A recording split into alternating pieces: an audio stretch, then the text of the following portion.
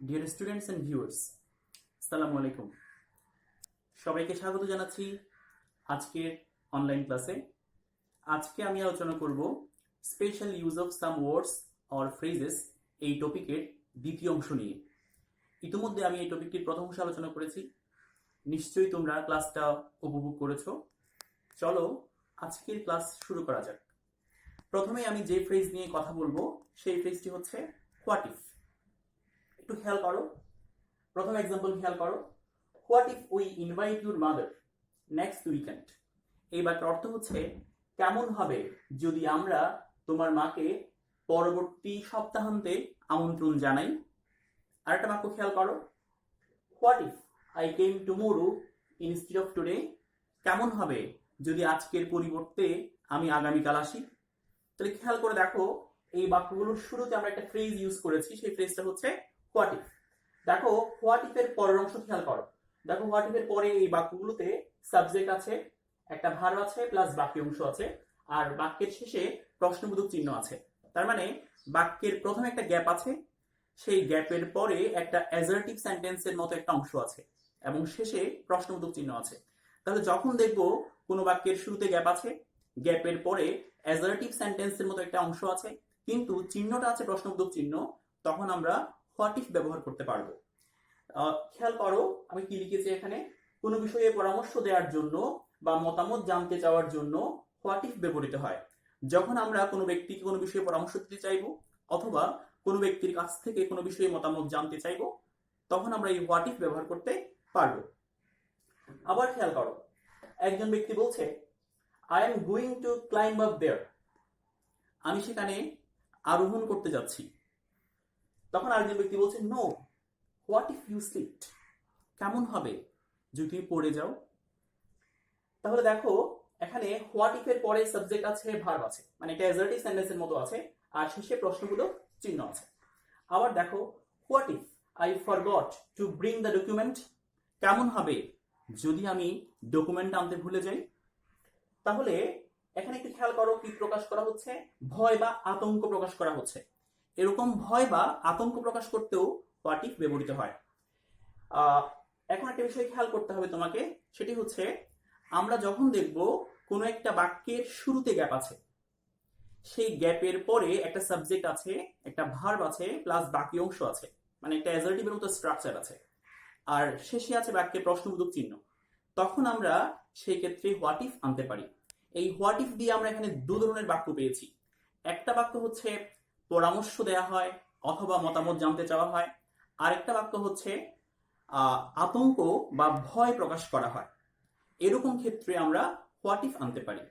এখন খেয়াল করো পরীক্ষায় এই হোয়াট ইফ ফ্রেজটা আমরা কোন ক্ষেত্রে ইউজ করব। দেখো মনে করো এই বাক্যটা, এখানে বাক্যের শুরুতেই গ্যাপ আছে আর শেষে লেখা আছে আই লাভ ইউ। সবাই নিশ্চয়ই একটা সহজ বাক্য দিয়েছি আমি বোঝার জন্য। দেখো আই লাভ ইউ এই বাক্যের একটা অ্যাজার্টিভ সেন্টেন্স, সাবজেক্ট আছে, ভার্ব আছে, বাক্য অংশ আছে, সেন্টেন্সটা অ্যাজার্টিভ কিন্তু লাস্টে প্রশ্নবোধক চিহ্ন আছে। তাহলে সেই ক্ষেত্রে এই বাক্যের শুরুতে হোয়াট ইফ ব্যবহৃত হতে পারে। এর অর্থ দাঁড়াবে এমন যে কেমন হবে যদি আমি তোমাকে ভালোবাসি। সুপ্রিয় শিক্ষার্থীরা, হোয়াট ইফ নিয়ে সর্বশেষ কথা হচ্ছে, দেখো what if I came tomorrow instead of today. এখানে কেম আছে, ভাবটা পাস্ট ফর্মে আছে। এই পাস্ট ফর্মটা কিন্তু আসলে অতীতকাল বোঝাচ্ছে না। এই পাস্ট ফর্মটা অনেক সময় বর্তমানকাল বোঝাতে পারে, অনেক সময় ভবিষ্যৎকাল বোঝাতে পারে। আবার এখানে দেখো what if I forgot to bring the document, তাহলে এখানে যে ফরগট আমি লিখেছি পাস্ট ফর্ম, এই পাস্ট ফর্মটাও কিন্তু সবসময় অতীতকাল বোঝাচ্ছে না, এটা প্রেজেন্ট টাইম বোঝাতে পারে অথবা ফিউচার টাইম বোঝাতে পারে। আবার এখানে আমি লিখেছি হোয়াট ইফ ইউ স্লিপড, এখনো ভাবটা পাস্ট ফর্মে আছে, এই পাস্ট ফর্মটাও বর্তমান কাল বোঝাচ্ছে অথবা ভবিষ্যৎকাল বোঝাচ্ছে। তার মানে আমরা যখন হোয়াট ইফ ব্যবহার করি, হোয়াট ইফ এর পরে যে সাবজেক্ট আছে এরপর যদি কখনো পাস্ট ফর্ম আমরা দেখতে পাই, এই পাস্ট ফর্মটা বেশিরভাগ ক্ষেত্রেই অতীতকাল না বুঝিয়ে বর্তমান বা ভবিষ্যৎকাল বোঝায়। সুপ্রিয় শিক্ষার্থীরা, আমি এখন যে ফ্রেজটি নিয়ে কথা বলবো সেটি হচ্ছে হোয়াট, এখানে গ্যাপ আছে, এরপর হচ্ছে লাইক। আমি এই ফ্রেজটিকে দুটি অংশে ভাগ করেছি। প্রথম অংশটি হচ্ছে হোয়াটস লাইক। খেয়াল করো, কোন একজন ব্যক্তি জিজ্ঞেস করছে হোয়াটস রুনা লাইক, আর অর্থ হচ্ছে রুনা কেমন। রুনা কেমন মানে হচ্ছে রুনার আচরণ কেমন, রুনার স্বভাব কেমন। তো উত্তর দেওয়া হচ্ছে শি ইজ আ বিট শাই, সে কিছুটা লাজুক। তার মানে একজন ব্যক্তির আচরণ কেমন, একজন ব্যক্তির স্বভাব কেমন তা জানতে চাওয়ার জন্য হোয়াটস লাইক এই ফ্রেজটি ব্যবহৃত হয়। তাহলে খেয়াল করো, এখানে এই ফ্রেজের শুরুতে আছে হোয়াটস, মাঝখানে একটা সাবজেক্ট আছে, শেষে আছে লাইক। তাহলে কোনো ব্যক্তির আচরণ বা স্বভাব জানতে চাওয়ার জন্য বা জিজ্ঞেস করার জন্য হোয়াটস লাইক এই ফ্রেজটি ব্যবহৃত হবে। এখন আসো পরবর্তী অংশ, হোয়াট ডাজ লুক লাইক। খেয়াল করো, কোনো একজন ব্যক্তি জিজ্ঞেস করছে what does your sister look like, তোমার বোন দেখতে কেমন। তো উত্তর দেওয়া হচ্ছে she looks like my mother, সে দেখতে আমার মায়ের মতো। একটা ছোট বেবি তার মাকে জিজ্ঞেস করছে what does a fairy look like, একটা পরী দেখতে কেমন। তো মা বলছে I have no idea dear child, আমার কোনো আইডিয়া নেই ডিয়ার চাইল্ড। তার মানে হচ্ছে কোনো একজন ব্যক্তির চেহারা কেমন, কোনো একজন ব্যক্তি দেখতে কেমন, অথবা কোনো বিষয় বা বস্তু দেখতে কেমন তা জানতে চাওয়ার জন্য হোয়াট ডাজ লুক লাইক এই ফ্রেজটি ব্যবহৃত হয়। প্রিয় শিক্ষার্থীরা, এই ফ্রেজটি পরীক্ষায় সলভ করার জন্য একটা সহজ টেকনিক হচ্ছে, যখন আমরা দেখব কোন একটা বাক্যে দুটি গ্যাপ আছে, দেখো বাক্যের এই অংশে একটা গ্যাপ আছে, এই অংশে একটা গ্যাপ আছে, আবার এখানেও দেখো বাক্যের এই অংশে একটা গ্যাপ আছে, এই অংশে একটা গ্যাপ আছে। তো যখন দেখবো যে কোনো বাক্যে দুটি গ্যাপ আছে, তখন অনেক ক্ষেত্রে হোয়াটস লাইক বসবে, অনেক ক্ষেত্রে হোয়াট ডাজ লুক লাইক বসবে। কোনো ব্যক্তির স্বভাব কেমন, আচরণ কেমন জিজ্ঞেস করার জন্য হোয়াটস লাইক বসবে, আর কোনো ব্যক্তির চেহারা কেমন অথবা কোনো বস্তু বা বিষয় দেখতে কেমন জিজ্ঞেস করার জন্য হোয়াট ডাজ লুক লাইক বসবে। প্রিয় শিক্ষার্থীরা, একটু বিষয় খেয়াল করো, এখানে আমি যে ব্যক্তি দেখতে কেমন জিজ্ঞেস করছি সেই ব্যক্তি থার্ড পারসন সিঙ্গুলার, তাই এখানে ডাজ হয়েছে। যদি কোনো কারণে এই ব্যক্তি বা বিষয়টা প্লুরাল হয় তাহলে এখানে ডাজ না হয়ে ডু হতে পারে। প্রিয় শিক্ষার্থীরা, এখন আমি যে ফ্রেজটি নিয়ে কথা বলবো সেটি হচ্ছে লেট অ্যালোন। মনে করো she Kant purchase an ordinary mobile set, let alone a smartphone. এর অর্থ হচ্ছে সে একটি সাধারণ মোবাইল সেট কিনতে পারে না, স্মার্টফোন তো দূরের কথা। অথবা সে একটি সাধারণ মোবাইল সেট কিনতে পারে না, স্মার্টফোনের কথা তো কল্পনাই করা যায় না বা চিন্তাই করা যায় না বা ভাবাই যায় না। আর একটা বাক্য খেয়াল করো, I can not walk a kilometre, let alone 10 kilometres.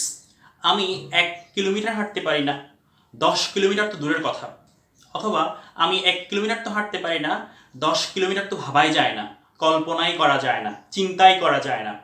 তো যখন একটা ছোট কাজ বা ছোট বিষয় করা যায় না, সেখানে একটা বড় বিষয় বা বড় কাজ অনেক বেশি অসম্ভব, এমনটা প্রকাশ করার জন্য এই লেট অ্যালোন ব্যবহৃত হয়। একটু খেয়াল করো, she Kant purchase an ordinary mobile set. দেখো এই বাক্যটা নেগেটিভ আছে, এখানে কান্ট আছে। আবার এখানে দেখো I can not walk a kilometre, এখানে ক্যান নট আছে, নেগেটিভ আছে। তাহলে লেট অ্যালোন আমরা সেই ধরনের বাক্যে বসাবো যে বাক্যগুলো সাধারণত নেগেটিভ হয়। দেখো এই ধরনের বাক্য সাধারণত কি হয়, নেগেটিভ হয়। যখন দেখবো যে একটা বাক্য নেগেটিভ আছে, একজন ব্যক্তি একটা ছোট কাজ অথবা একটা ছোট বিষয় সম্পন্ন করতে পারে না বা পারছে না, সেখানে তার জন্য একটা বড় কাজ বা বড় বিষয় সম্পন্ন করা অনেক বেশি অসম্ভব অথবা কল্পনা করা যায় না, ভাবা যায় না, এমনটা বোঝাতে আমরা লেট অ্যালোনটা আনবো। এখন দেখো আমি লিখেছি এখানে ভাবা যায় না, চিন্তা করা যায় না, দূরের কথা, এই ধরনের অর্থ প্রকাশ করতে আমরা লেট অ্যালোন আনবো। দুইটা বিষয় এখানে, একটা হচ্ছে মনে করো purchase an ordinary mobile set, একটা হচ্ছে আ স্মার্টফোন। দুইটার মধ্যে স্মার্টফোন কেনার কাজটা অনেক বেশি কঠিন, তো তার আগে আমরা কি ইউজ করেছি, এখানে লেট অ্যালোন ইউজ করেছি। এখানে দেখো ওয়াক এ কিলোমিটার, এখানে আছে 10 কিলোমিটার্স, তাহলে 1 কিলোমিটারের চেয়ে 10 কিলোমিটার্স হাঁটার কাজটা অনেক বেশি কঠিন। তাহলে যেটা কঠিন কাজ তার আমরা কি এনেছি, এখানে লেট অ্যালোন এনেছি। তাহলে দুটো কাজ বা বিষয়ের মধ্যে অধিকতর অসম্ভব যে বিষয়টা আছে তার পূর্বে আমরা কি আনবো, লেট অ্যালোন আনবো। মনে রাখতে হবে লেট অ্যালোন আমরা সচরাচর নেগেটিভ বাক্যে ব্যবহার করব। নেগেটিভ বাক্য দেখেই বুঝবো যে এই বাক্যে লেট অ্যালোন ব্যবহার করতে হবে। প্রিয় শিক্ষার্থীরা, আমি এখন যে ফ্রেজটি নিয়ে কথা বলবো সেটি হচ্ছে বাট ফর। দেখো বাট ফর একটা বাক্য খেয়াল করো, but for the storm, I would have been home before 8। যদি ঝড় না থাকতো আমি 8টার পূর্বে বাসায় থাকতাম। I would have been in real trouble but for your help. যদি তোমার সাহায্য না থাকতো আমি সত্যি সমস্যায় পড়তাম বা সমস্যায় থাকতাম। তাহলে কি বোঝাচ্ছে? বাট ফর দ্য স্টোম এর অর্থ হচ্ছে যদি ঝড় না ঘটতো অথবা যদি ঝড় না থাকতো, এমনটা বোঝাচ্ছে। তাহলে বাট ফর দিয়ে বোঝানো হয় যদি কোনো একটা কিছু না থাকতো অথবা না ঘটতো। তাহলে বাট ফর দ্য স্টোম, যদি ঝড় না থাকতো অথবা না ঘটতো, তাহলে কি হতো? I would have been home before 8। আমি 8টার পূর্বে বাসায় থাকতাম। এখানে বলা আছে I would have been in real trouble, আমি সত্যি সমস্যায় থাকতাম। বাট ফর ইউর হেল্প, যদি তোমার সাহায্য না থাকতো। তাহলে বোঝাচ্ছে বাট ফর ইউর হেল্প মানে হচ্ছে যদি তোমার সাহায্য না থাকতো। তার মানে কোনো একটা কিছু না ঘটলে অথবা না থাকলে কি হতো তা প্রকাশ করার জন্য আমরা এই বাট ফর ফ্রেজটি ব্যবহার করে থাকি। প্রিয় শিক্ষার্থীরা, এখন আমি যে ফ্রেজটি নিয়ে কথা বলবো সেটি হচ্ছে বি বর্ন অথবা ওয়াজ বর্ন। এখানে বি বলতে আমরা বোঝাচ্ছি বি ভার্ব। তো বর্ন ভার্বের ক্ষেত্রে আমরা বেশিরভাগ ক্ষেত্রে যেটা ইউজ করি সেটা হচ্ছে বি ভার্বের পাস্ট ফর্ম ইউজ করি আমরা, তাই আমরা এখানে ওয়াজ বর্ন হিসেবে এটাকে দেখাচ্ছি। মনে করো my daughter was born in 2016। খুব সহজ বাক্য একটা, আর অর্থ হচ্ছে আমার মেয়ের জন্ম হয়েছিল 2016 সালে। দেখো, the girl wasn't born with a silver spoon in her mouth. মেয়েটা তার মুখে রূপার চামচ নিয়ে জন্মগ্রহণ করে নাই। তার মানে হচ্ছে মেয়েটা খুব বেশি আভিজাত্যে অথবা খুব সম্ভ্রান্ত অবস্থায় জন্মগ্রহণ করে নাই, এমনটা বোঝাচ্ছে। তার মানে কোনো একজন ব্যক্তি কখন কোথায় জন্মগ্রহণ করেছিল অথবা কি অবস্থায় জন্মগ্রহণ করেছিল তা প্রকাশ করার জন্য আমরা ওয়াজ বর্ন ব্যবহার করে থাকি। তাহলে এখানে নেগেটিভ করার জন্য ওয়াজন্ট বর্ন ব্যবহৃত হতে পারে। দেখো, মাতৃগর্ভ থেকে পৃথিবীতে ভূমিষ্ঠ হওয়া বোঝাতে আমরা এই ওয়াজ বর্নটা ব্যবহার করি। যেহেতু এই ভূমিষ্ঠ হওয়াটা অতীতকালকে নির্দেশ করে, সেজন্য আমরা এখানে বি বর্নের ক্ষেত্রে আমরা এখানে বি এর জায়গায় ওয়াজ ব্যবহার করছি। দেখো, এখানে এই যে বর্ন আছে, এই বর্নের মূল ভার্ব হচ্ছে বিয়ার। বিয়ার শব্দের অর্থ হচ্ছে জন্ম দেয়া। তো আমরা যে ব্যক্তির কথা বলছি, মনে করো এখানে মাই ডটার, মনে করো এখানে দ্য গার্ল, আমরা যে ব্যক্তির কথা বলছি সেই ব্যক্তি জন্ম দেয় নাই, বরং সেই ব্যক্তিকে জন্ম দেওয়া হয়েছে। এটা সেজন্য এটা প্যাসিভ ভয়েসে ব্যবহৃত হয়েছে। তাহলে এটা প্যাসিভ ভয়েসে ব্যবহৃত হয় বলে আমরা এখানে কি ইউজ করেছি? একটা ওয়াজ ইউজ করেছি এবং ভার্বের পাস্ট পার্টিসিপল ফর্ম ব্যবহার করেছি। তাহলে মনে রাখতে হবে এই বিয়ার ভার্বটা প্যাসিভ হয়ে একটা ওয়াজ এসেছে এবং বিয়ারটা পাস্ট পার্টিসিপল হয়ে বর্ন হয়েছে। আবার দেখো, the boy was born blind.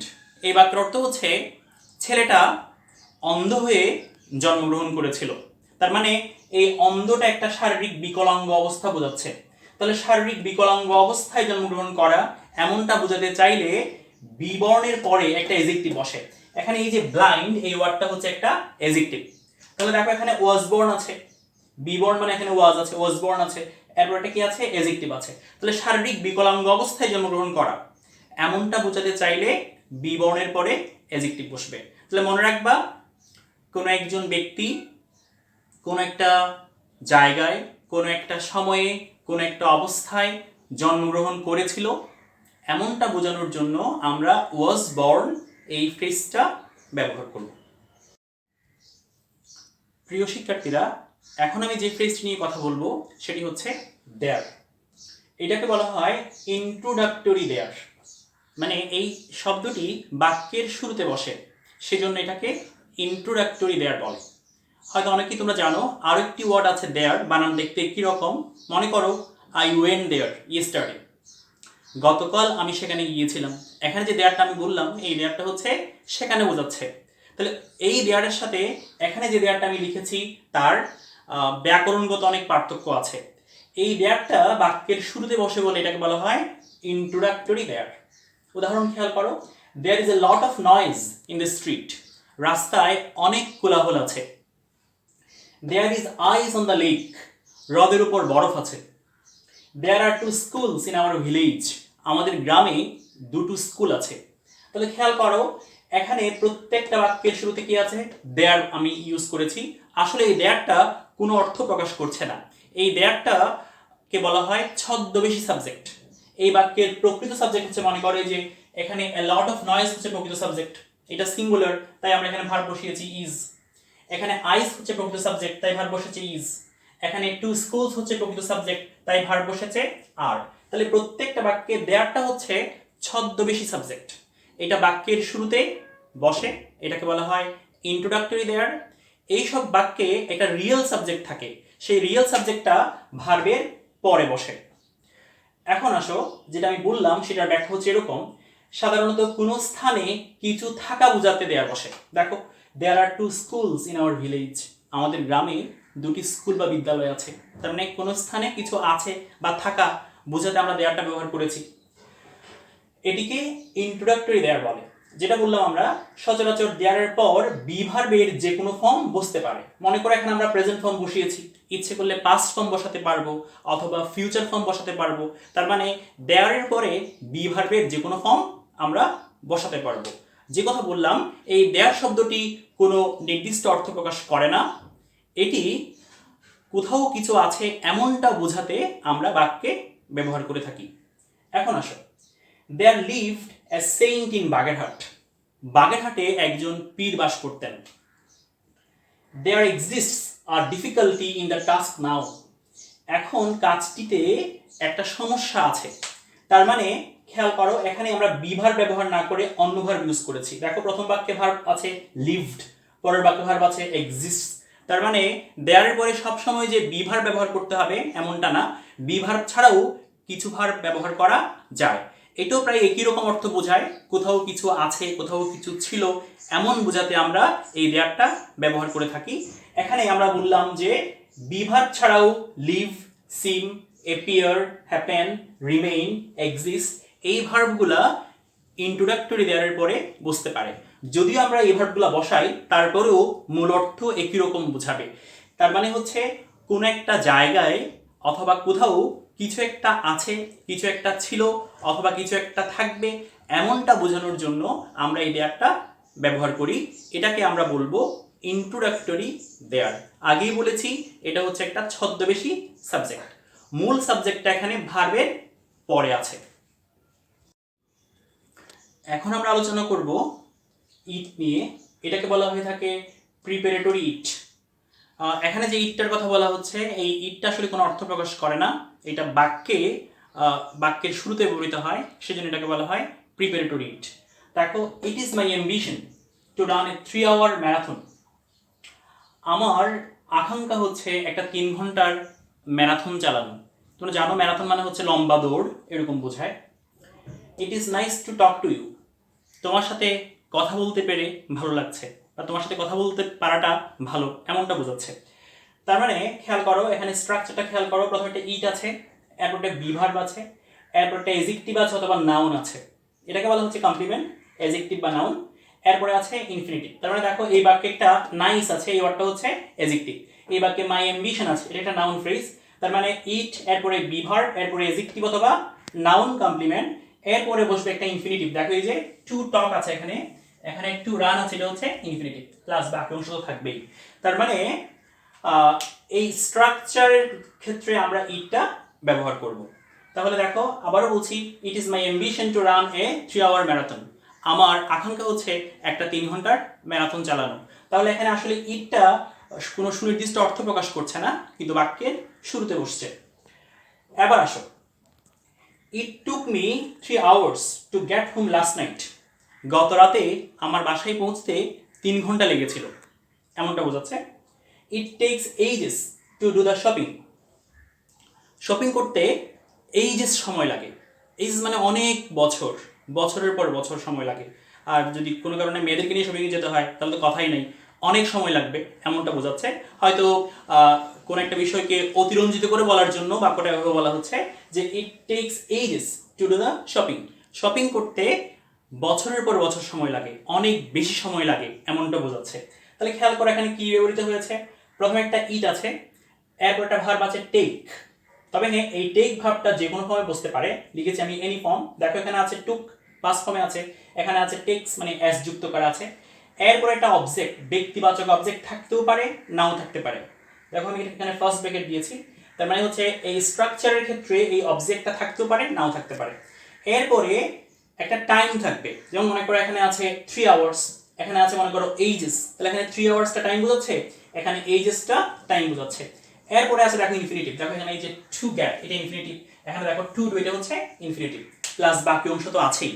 তার মানে এই স্ট্রাকচার দিয়ে যা বোঝাচ্ছে তা হচ্ছে এমন, কোনো কিছু সম্পন্ন করতে কত সময়ের প্রয়োজন, কোন একটা কাজ সম্পন্ন করতে কত সময়ের প্রয়োজন তা উল্লেখ করার জন্য আমরা এই স্ট্রাকচারটা ব্যবহার করব। তো আমি আবারও বলছি যে it took me 3 hours to get home last night, গত রাতে আমার বাসায় যেতে 3 ঘন্টা লেগেছিল। তার মানে এই কাজটা করতে 3 ঘন্টা সময়ের প্রয়োজন হয়েছিল। তাহলে কোনো কাজ সম্পন্ন করতে কত সময়ের প্রয়োজন তা বোঝানোর জন্য এই স্ট্রাকচারটা আমরা বসাবো। এখানে শুধুমাত্র টেক ভার্বটাই বসে, আর টেক ভার্বটা যে কোনো ফর্মে বসতে পারে। এখন দেখো ইট ইজ 10 o'clock, এর অর্থ হচ্ছে এখন 10টা বাজে বা এখন 10টা। ইট ইজ স্প্রিং নাও, এখন বসন্তকাল। ইট মে রেইন টুডে, আজ বৃষ্টি হতে পারে। ইট ডিউস ইন উইন্টার, শীতকালে শিশির পড়ে। এখানে খেয়াল করো প্রথম দুটো বাক্যে, প্রথম বাক্যে দেখো ইট ইজ 10 o'clock, এখানে ঘড়ির টাইম প্রকাশ করার জন্য আমরা ইট শব্দটা ব্যবহার করেছি। পরের বাক্যে দেখো ইট ইজ স্প্রিং নাও, এখানে ঋতু বোঝানোর জন্য আমরা ইট শব্দটা ব্যবহার করেছি। পরের দুটো বাক্যে একটাতে আছে রেইন, একটাতে আছে ডিউ, এগুলো হচ্ছে আবহাওয়া বোঝাচ্ছে। আর এখানে যে ভার্বটা আছে রেইন, বৃষ্টি হওয়া, ডিউ, শিশির পড়া, এই ভার্বগুলোকে বলা হয় ইমপার্সোনাল ভার্ব। তার মানে হচ্ছে এই ভার্বগুলোর কর্তাকে তা আমরা উল্লেখ করি না, বা এই ভার্বগুলোর ন্যাচারাল বিষয়, সেজন্য কর্তাকে আমরা উল্লেখ করি না, সেই ভার্বগুলোকে আমরা বলি ইমপার্সোনাল ভার্ব। এরকম ইমপার্সোনাল ভার্বের সাবজেক্ট হিসেবে আমরা ইট আনতে পারি বা ইট আনি। যেমন এখানে বলা হচ্ছে ইট মে রেইন টুডে, এখানে বলা হচ্ছে ইট ডিউজ ইন উইন্টার। তাহলে এখানে রেইন এবং ডিউ এই ভার্বগুলোকে আমরা বলছি ইমপার্সোনাল ভার্ব, কারণ এগুলো হচ্ছে ন্যাচারাল কাজ, ন্যাচারালি হয়, এরকম ভার্বকে আমরা বলবো ইমপার্সোনাল ভার্ব। তাহলে আমরা কি পাচ্ছি এখানে, সময়, ঋতু, আবহাওয়া ইত্যাদি বোঝাতে বাক্যের শুরুতে আমরা ইট বসাবো। আর আবহাওয়ার ক্ষেত্রে যে কথাটা বললাম, এখানে যে ভার্বগুলো ইউজ করা হয়েছে এগুলো হচ্ছে ইমপার্সোনাল ভার্ব, সেজন্য বাক্যের শুরুতে ইট বসছে। তাহলে সময়, ঋতু, আবহাওয়া বা ইমপার্সোনাল ভার্বের ক্ষেত্রে বাক্যের শুরুতে আমরা ইট বসাবো। এটাকে আমি বলেছিলাম প্রিপারেটরি ইট, অনেক ক্ষেত্রে এটাকে বলা হয় ইন্ট্রোডাক্টরি ইট, মূল কথা একই রকম। এখন আসো, it seems that the girl is innocent, মনে হয় যে মেয়েটি নিরপরাধ। একটা ভার্ব দেখো এখানে আছে সিমস, এই সিমস ভার্বের পূর্বে এখানে কি বসানো হয়েছে, ইট বসানো হয়েছে। এখানে যে কথাটা মনে রাখবো আমরা, অনেক ক্ষেত্রে হ্যাপেন, সিম, এপিয়ার, টার্ন এই ভার্বগুলোর পূর্বে আমরা ইট বসাতে পারি। প্রিয় শিক্ষার্থীরা, এতক্ষণ আমি special use of some words and phrase এই টপিকটির কিছু ফ্রেজ নিয়ে কথা বলেছি। এর আগের ক্লাসে আমি আরও কিছু ফ্রেজ নিয়ে আলোচনা করেছিলাম। এই 2 ক্লাস মিলে যা কিছু আলোচনা করেছি এগুলোই যে সকল ওয়ার্ডস অ্যান্ড ফ্রেজকে কাভার করেছে এমনটা না, তবে সবচেয়ে প্রচলিত ফ্রেজগুলো আমি আলোচনা করার চেষ্টা করেছি। এর বাইরেও আর অনেক ফ্রেজ আছে, সেই ফ্রেজগুলো আমি কমপ্লিটিং সেন্টেন্সের পার্টে আলোচনা করব। কমপ্লিটিং সেন্টেন্সে আমরা যে রুলগুলো নিয়ে কথা বলবো, সেই রুলগুলা এই special use of some words and ফ্রেজের রুলগুলোর সাথেই সম্পৃক্ত, প্রায় একই রকম। তাই আমরা কমপ্লিটিং সেন্টেন্সের পার্টে যে ফ্রেজগুলো নিয়ে কথা বলবো সেগুলোও তোমরা এই special use of some words and ফ্রেজের অংশ হিসেবে তোমরা আয়ত্ত করার চেষ্টা করবে। আরেকটা কথা, special use of words and ফ্রেজে এই দুটো ক্লাসে আমি যেসব ফ্রেজ নিয়ে কথা বলেছি, যেসব বিষয় নিয়ে কথা বলেছি, এই বিষয়ের অনেকগুলাই কমপ্লিটিং সেন্টেন্সেও কাজে লাগবে, আবার অনেকগুলো রাইট ফর্ম অফ ভার্ব হিসেবেও কাজে লাগবে। সবাই তোমরা ভালো থাকবে, নিরাপদে থাকবে, আর আমার এই ইউটিউব চ্যানেলটা সাবস্ক্রাইব করবে, তাহলে তোমরা নতুন নতুন ক্লাস দেখতে পাবে। এবং সবাইকে পরবর্তী ক্লাসগুলো দেখার আমন্ত্রণ জানিয়ে আজকের মতো বিদায় নিচ্ছি। আসসালামু আলাইকুম।